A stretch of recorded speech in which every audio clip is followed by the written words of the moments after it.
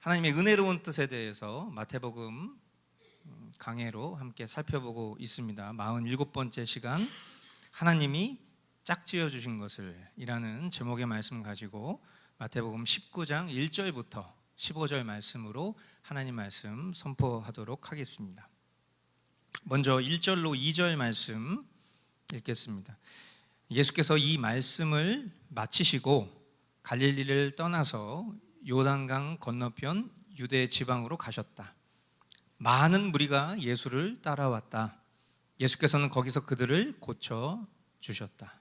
아멘. 우리가 이제 마태복음 벌써 이제 19장까지 보면서 여러분들이 제가 마태복음 처음 강해를 시작했을 즈음에 이런 얘기를 한번 드린 적이 있었는데, 마태복음은 이제 좀 구조적인 특징이 있습니다. 그게 아마 이제 마태가 가진 어떤 특징인 것 같은데, 그게 뭐냐면 예수님의 사역, 그러니까 실질적인 사역의 기록이죠. 그것을 나열한 다음에 그리고 나서 뭐가 나오냐면 예수님의 강화가 나옵니다. 그러니까 예수님이 강설하시는, 예수님이 설교하시는, 예수님이 말씀하시는 이제 그런 내용이 나오고, 그리고 그 예수님의 말씀이 끝나면 끝 문장에 이제 예수께서 이 말씀을 마치시고 이런 한 단위가 마무리된다라는 공통된 기록이 등장을 하는데, 그렇게 이제 5단락으로 나눠져 있다라고 보시면 됩니다. 그래서 오늘 우리가 지금 읽은 1절에도 이 강화의 끝 문장인 예수님께서 이 말씀을 마치시고 이게 나왔죠. 그러니까 결국 18장까지 다뤄졌었던 주제를 크게 본다면 교회론에 대한 얘기를 우리가 지난 시간에 봤던 건데, 그 교회에 대한 강화가 끝났다.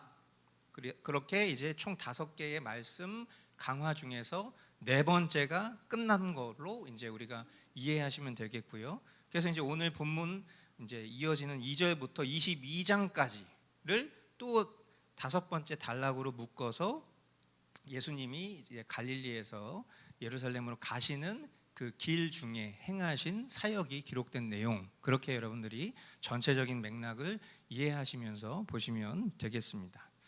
자, 그러면 이제 본격적인 내용이 오늘 이어지는 3절부터 나오는데요. 3절부터 6절까지 말씀입니다. 바리새파 사람들이 예수께 다가와서 그를 시험하려고 물었다. 무엇이든지 이유만 있으면 남편이 아내를 버려도 됩니까?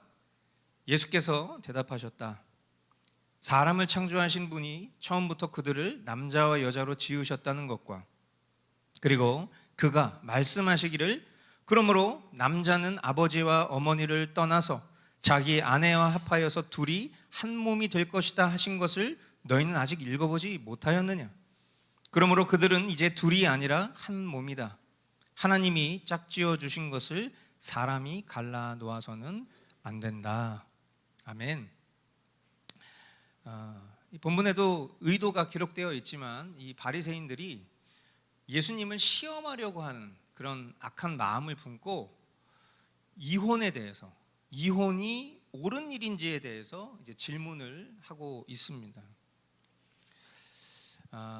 어떤 이런 의도의 질문들은 대부분 사람들의 결정을 지지받고 싶어 하는, 그러나 그것이 결코 하나님의 공의에 합당하지 않는 것들에 대한 질문들이 많아요. 뭐 이를테면 이런 거죠. 동성애가 죄입니까? 그렇다면 인간이 짓는 죄와 동성애가 다른 범죄인가요? 뭐 이런 질문. 낙태가 죄인가요? 만일 성폭행을 당해서 원치 않는 임신을 하게 되었을 때 그럼에도 낙태가 죄인가요? 이런 질문. 여러분, 이런 질문을 만약 우리가 기독교인으로서 받는다면 아마 그 질문을 한 사람에게 쉬운 답변을 하기가 어렵습니다. 그런데 바리새인들이 지금 그런 질문을 하고 있는 거예요. 전제가 뭐냐면 무엇이든지 이유만 있으면 이혼을 해도 됩니까? 이렇게 물어보고 있어요. 그러니까 무엇이든지 이유만 있으면 이라는, 언제나 여러분 이런 가정을 통해서 이루어진 질문들은 본질을 보지 못하도록 설정된 매우 악한 질문이다, 이렇게 생각하시면 됩니다.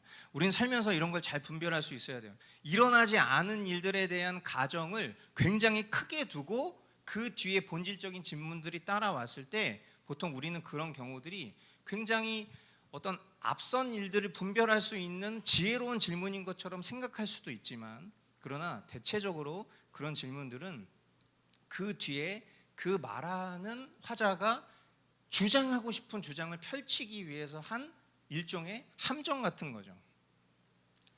이런 이들의 악한 질문에 대해서 예수님은 창세기 2장에 하나님 말씀을 인용하시면서 대답하십니다. 그 내용의 골자는 이렇습니다. 하나님은 한 남자와 한 여자를 만드셔서 부부가 되게 하셨다. 즉 결혼은 일부 일처제의 제도라는 것을 그냥 이 속에 심의로 다 담겨 있는 거예요. 한 남자와 한 여자를 만드셔서 한 몸이 되게 하셨다. 일부 일처제를 하나님은 말씀하시는 거죠. 동시에 뭡니까? 동성 간에는 절대 이루어질 수 없는 것이 결혼이다 라는 것을 우리는 이 말씀을 통해서만이라도 다 확인할 수 있어요. 예수님은 이렇게 말씀하셨어요. 그러므로 남자는 아버지와 어머니를 떠나서 자기 아내와 합하여서 둘이 한 몸이 될 것이다. 이 성경 말씀을 인용하셨습니다. 여기에서 사람이 부모를 떠난다라는 말은 결혼이 자녀가 부모로부터 독립해서 가정을 이루는 것이라는 것을 말씀하는 것으로 보이죠. 또 예수님은 그러므로 그들은 이제 둘이 아니라 한 몸이다. 하나님이 짝지어 주신 것을 사람이 갈라놓아서는 안 된다라고 말씀하셨습니다.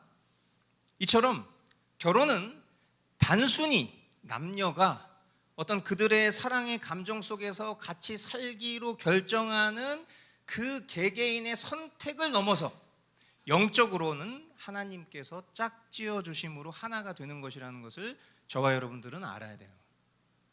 그러므로 결혼 전에는 각자였으나 이제는 둘이 아닌 하나입니다. 결국 부부라는 관계는 이 세상에서 가장 가까운 관계, 심지어 부모 자식 간의 관계보다도 이제는 더 가까운 관계라는 것을 아셔야 됩니다.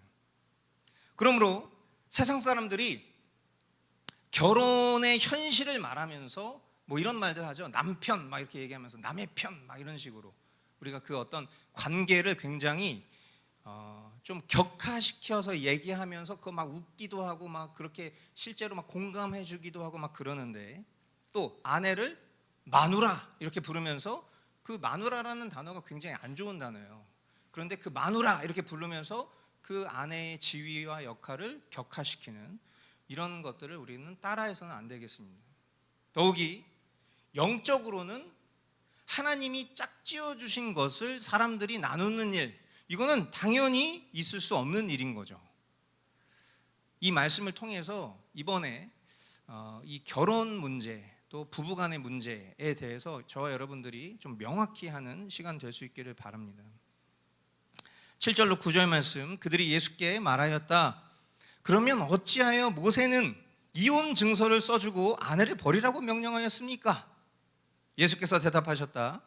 모세는 너희의 마음이 완악하기 때문에 아내를 버리는 것을 허락하여 준 것이지 본래부터 그랬던 것은 아니다. 내가 너희에게 말한다. 음행한 까닭이 아닌데도 아내를 버리고 다른 여자에게 장가드는 사람은 누구나 간음하는 것이다. 아멘. 바리새인들이 질문한 게 선한 질문이 아니었다는 것은 여길 봐서도 알 수 있죠. 그들은 질문에 대한 답을 듣고 싶었던 것이 아니라 질문을 통해서 예수님을 공경에 빠뜨리고 싶었던 의도라는 것을 확인하게 됩니다. 그런데 예수님은 하나님이시죠. 예수님의 지혜는 완전하십니다. 이 세상 그 어떤 지식과 지혜와 비교할 수 없는 말 그대로 지식과 지혜의 본체가 되신 분이 예수님이죠. 이런 저급한 질문 수준에 예수님이 공경에 처하실 리가 없습니다. 먼저는 바리새인들이 인용한 이 이혼에 관한 율법을 보겠습니다. 신명기 24장 1절, 남녀가 결혼을 하고 난 다음에 남편이 아내에게서 수치스러운 일을 발견하여 아내와 같이 살 마음이 없을 때에는 아내에게 이혼 증서를 써주고 그 여자를 자기 집에서 내보낼 수 있습니다. 아멘. 자, 예수님 당시에 유대인들 가운데는요, 이 모세의 율법, 지금 우리가 보고 있는 이 신명기 이 율법에서 말하는 수치스러운 일이라는 말에 대한 두 가지 견해가 있었습니다. 먼저는 부부관계에 신실하지 못함, 그러니까 즉 어떤 외도가 일어났거나 음행을 저질렀거나 간음이 있었던 이런 것으로 이 수치스러운 일을 해석하는 바른 해석이죠. 이런 부류가 있는 반면에 어떤 이들은 이 수치스러운 일이라는 것에 대한 개념을 남편의 마음에 들지 않거나 내키지 않는 모든 것을 포함하는 굉장히 넓은 해석을 하는 부류가 있었어요. 누가 더 많았을까요? 그러니까 한마디로 이게 무슨 얘기냐? 살다가 성격 차이가 생기면, 마음에 들지 않으면 아주 하찮은 구실로도 그것을 수치스럽게 여겨서 이혼이 가능하도록 했었던 거죠. 그럼 어떻게 되겠습니까? 지금 우리가 살고 있는 시대처럼 되는 거예요. 인간의 죄된 본성상 살면서 아내가 마음에 들지 않으면, 물론 지금 여기는 이 권한 자체가 남자에게 있기 때문에 남자와 아내에 대한 어떤 그런 명확한 행실에 대한 구분을 여자에게 두고 결정권을 남자에게 두고 있지만, 이것을 우리가 배우자로 만약에 생각을 해봤을 때에도 우리가 배우자가 마음에 들지 않으면 대부분 어떻게 합니까?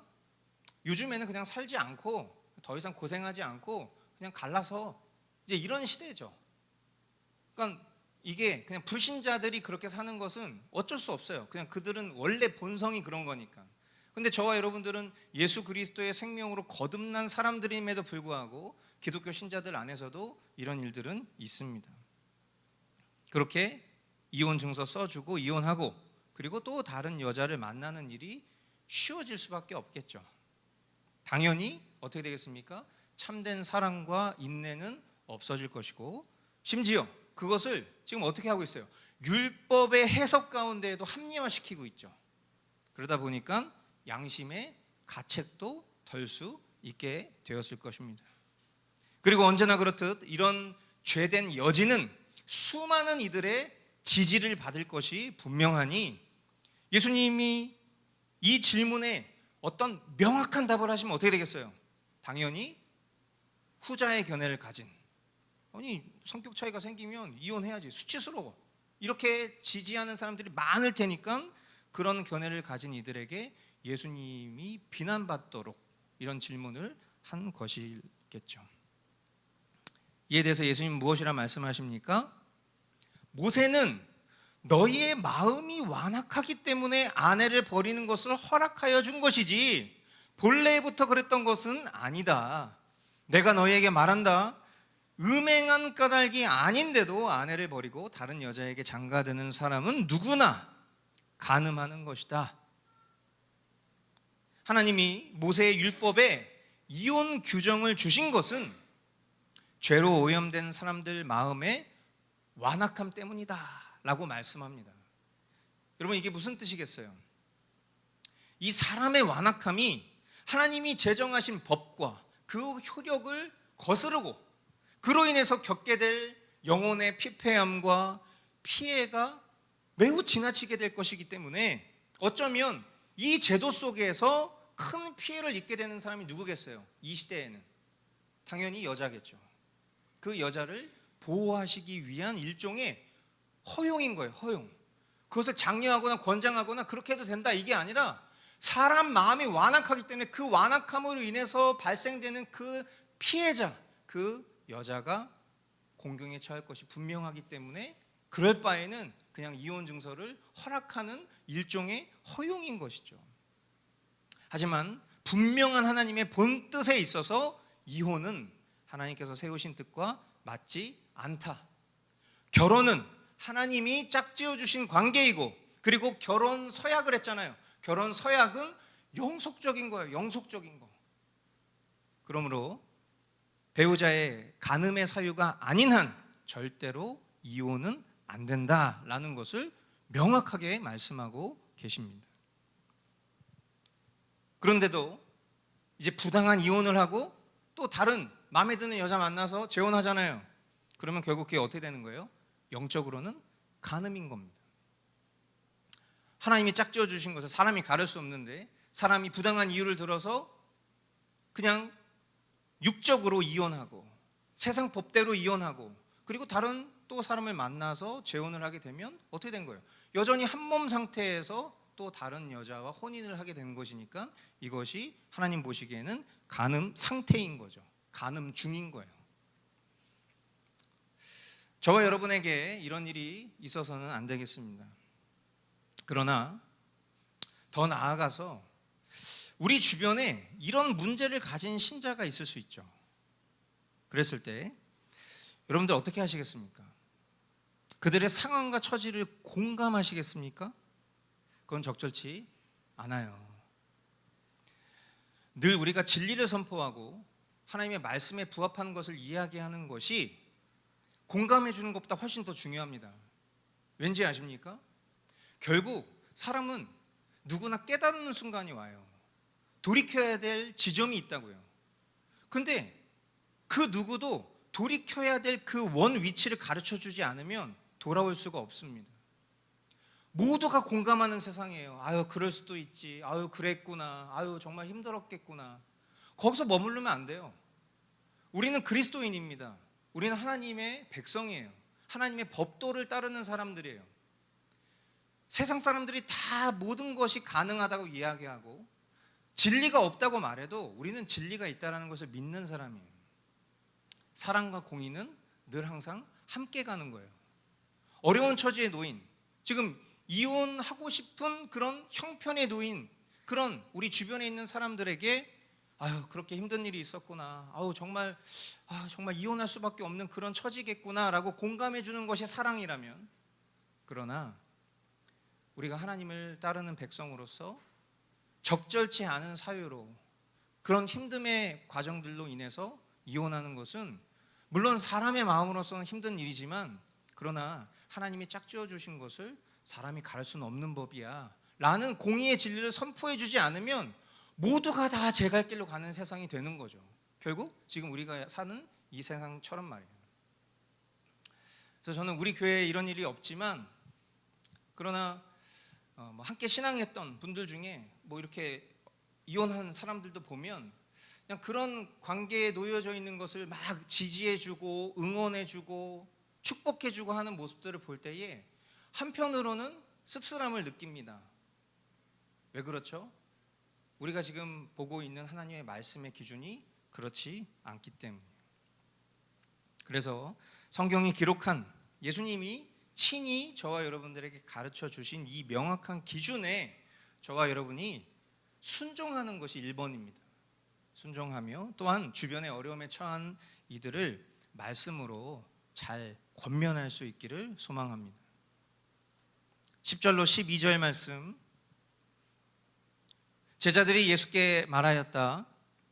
남편과 아내 사이가 그러하다면 차라리 장가들지 않는 것이 좋겠습니다. 예수께서 그들에게 말씀하셨다. 누구나 다 이 말을 받아들이지는 못한다. 다만 타고난 사람들만이 받아들인다. 모태로부터 그렇게 태어난 고자도 있고 사람이 고자로 만들어서 된 고자도 있고 또 하늘나라 때문에 스스로 고자가 된 사람도 있다. 이 말을 받아들일 수 있는 사람은 받아들여라. 아멘. 제자들이 이제 예수님의 가르침을 들었을 때 제가 없는 탄식을 지금 읽으면서 넣어버렸어요. 그죠?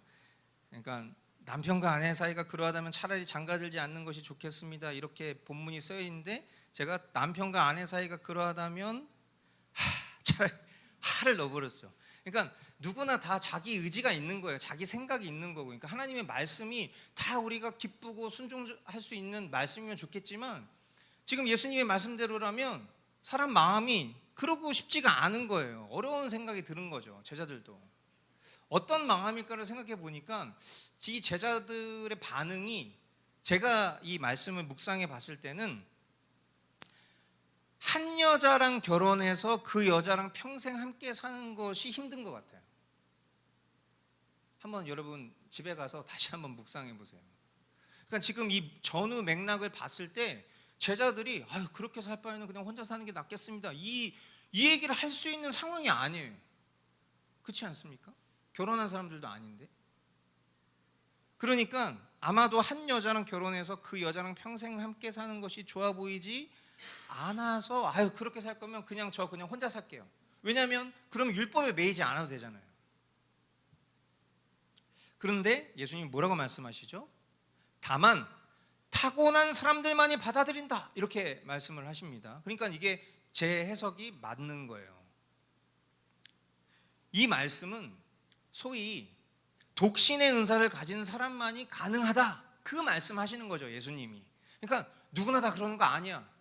다른 말로 얘기하면 누구나 그렇게 살아서는 안 되는 거야. 다만 그렇게 살 수 있는 허용된 사람들만이 가능한 거야. 즉 우리가 표현하는 대로 독신의 은사를 가진 사람만이 가능한 거야. 그렇게 말씀하시는 거죠. 그것을 뭐라고 표현하세요? 날 때부터 고자된 자.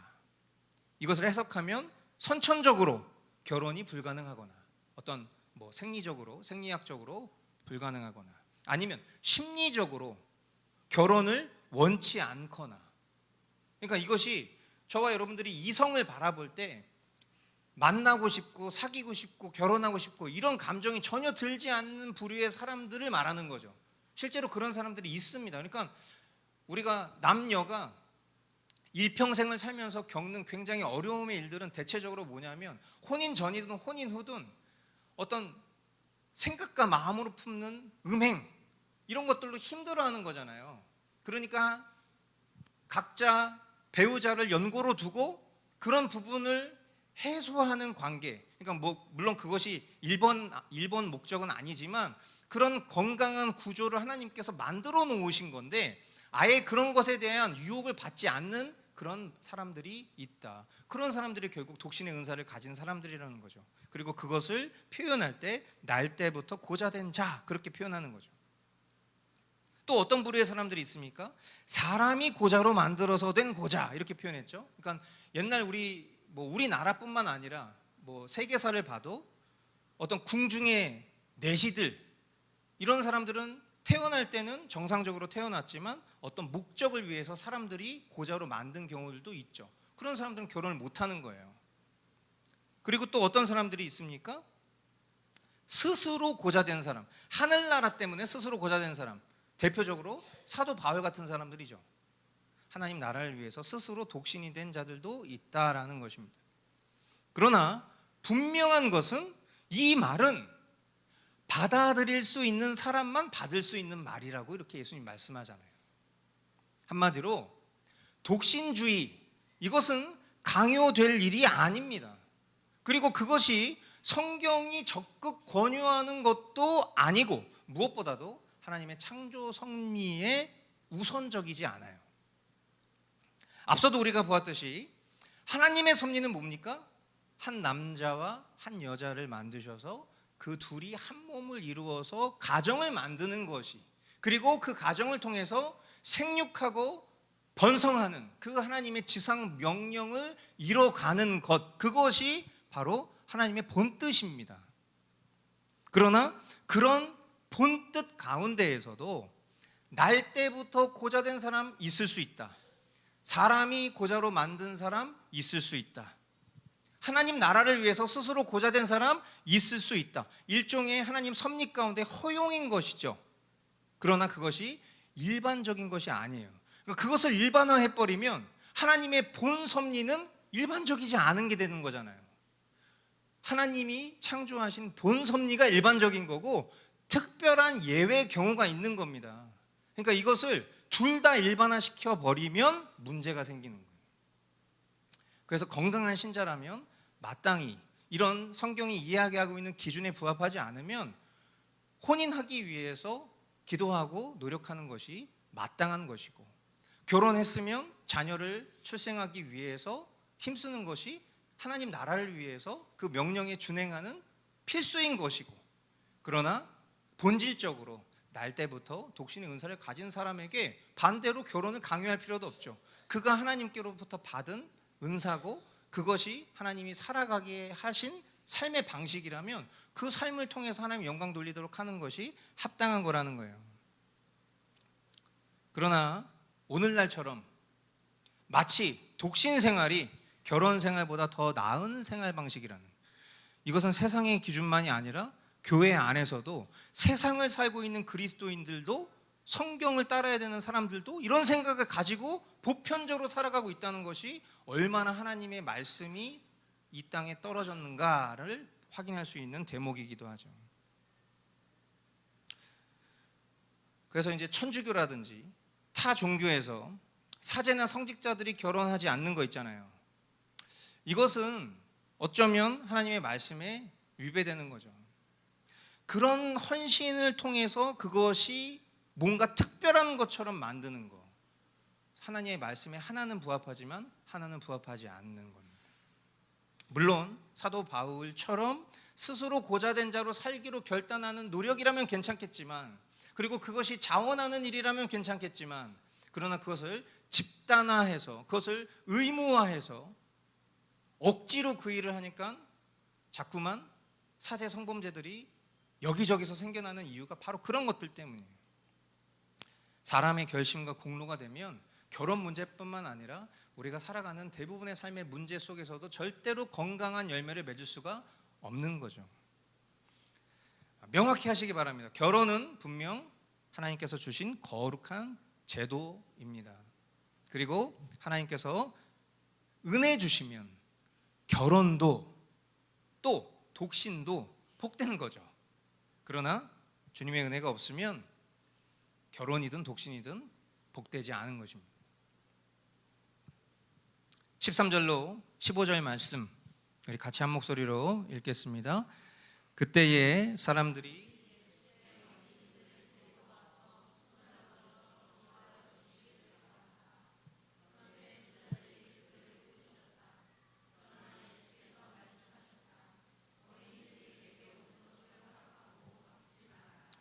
하늘나라는 이런 어린이들의 것이다.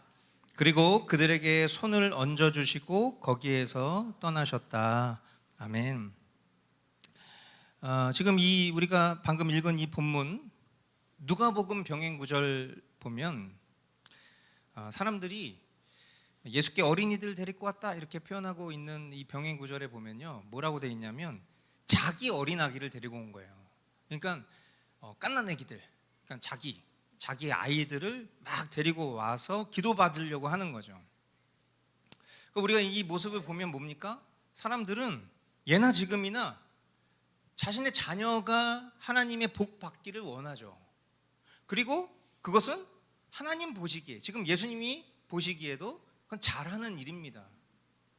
같은 원리로 생각해 볼 때 오늘날 믿는 부모들이 자신의 자녀를 예배 가운데 데리고 오는 건 뭐 때문이에요? 우리의 자녀도 언약 백성으로 복받게 하기 위해서, 하나님 앞에 경배하는 자녀로 키우기 위해서 데리고 나온 거예요. 그러니까 지금 똑같은 광경인 거예요. 사실은 같은 원리로 생각해 보면 말이죠.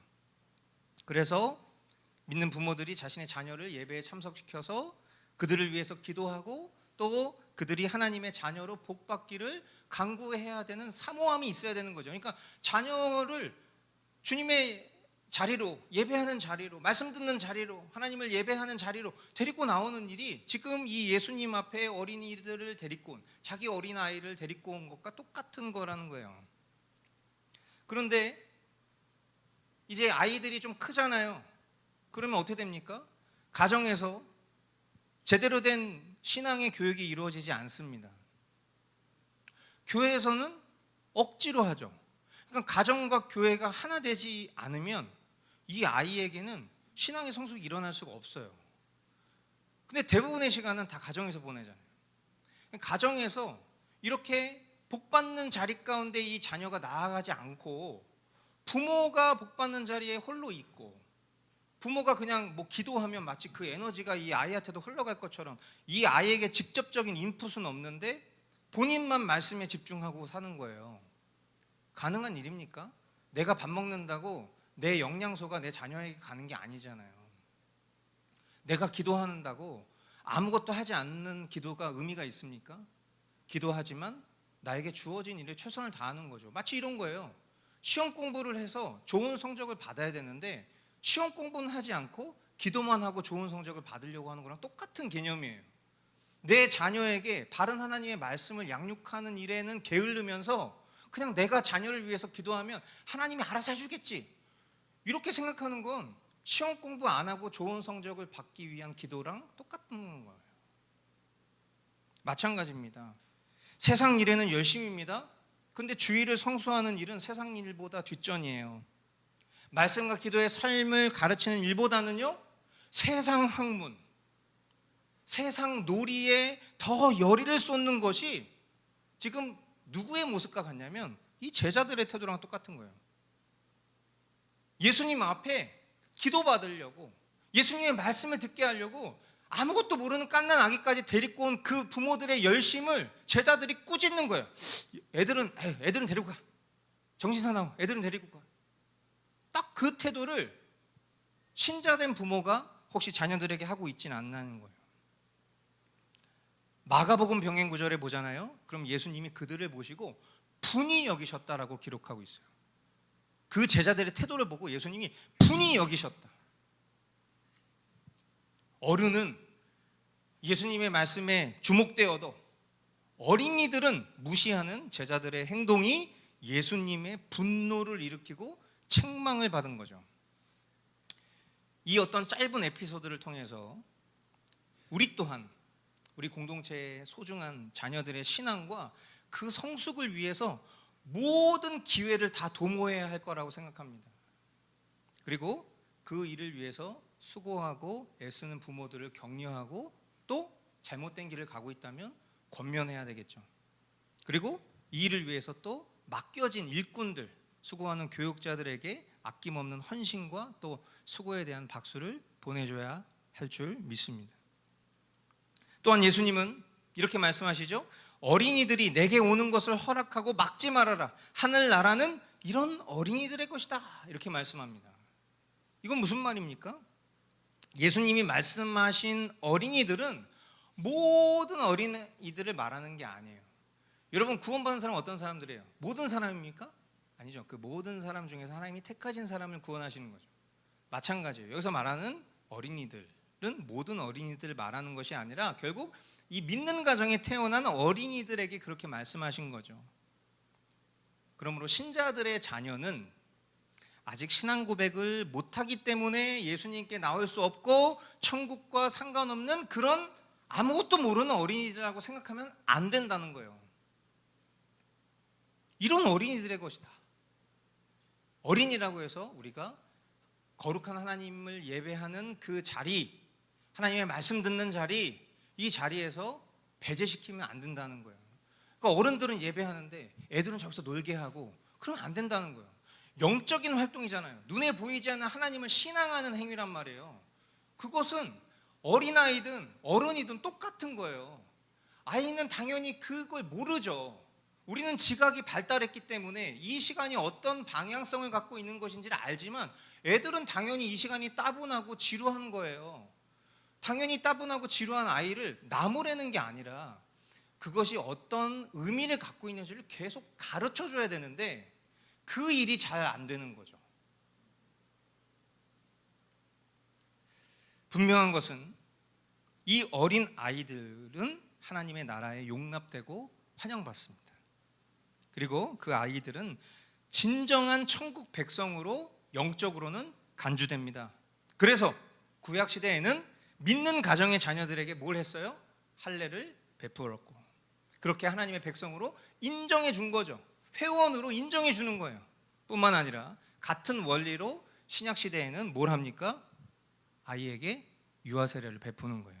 그래서 언약 안에 있는 하나님 백성으로 믿고 그렇게 양육의 책임을 부모에게 두는 겁니다. 하나님이 맡기신 기업으로 당신 거 아닙니다. 하나님 건데 당신에게 주신 거예요. 맡겨주신 거예요. 이제부터 열심히 책무를 다해서 언약 백성으로 키우십시오 라는 것을 하나님과 사람 앞에 서약하는 시간이 바로 유아 세례 시간인 거죠. 다시 한번 그런 의미들을 돌아보시면서 동등한 자격으로 우리 자녀들을 대해야 할 줄 믿습니다. 그리고 가정에서나 교회에서 신자로서 참된 진리를 배우고 또 허락하신 권위에 순종할 수 있는 것을 가르치고 하나님의 백성으로 양육하도록 힘써야 될 겁니다. 이 어린 아이를 대하는 그 태도, 그것을 주님 뭐라고 얘기하세요? 결국 주님을 영접하는 태도라고 말씀하고 계신 거예요. 오늘 우리에게 어떻게 보면 지난 시간에 우리가 이 본문을 통해서 다뤘던 내용이 교회론이었다면 뭐 그런 이제 신학적 카테고리는 없지만 일종의 가족론 같은 겁니다. 그렇죠? 혼인 관계에 대한 그리고 자녀 양육에 대한 내용을 예수님께서 이 본문을 통해서 우리에게 말씀하신 것을 깊이 여러분들 심령 가운데 기억하시면서 부부된 여러분들의 삶 속에 혹 좀 어려움의 문제가 있더라도 이 주님의 뜻 가운데 놓여진 관계라는 것을 기억하실 수 있게 되기를 바라고, 그리고 우리 자녀들을 정말 하나님 나라의 백성으로 신실하게 양육하는 우리 부모들 될 수 있길 바랍니다. 오늘 허락하신 말씀 가지고 말씀 기도로 함께 나아가겠습니다.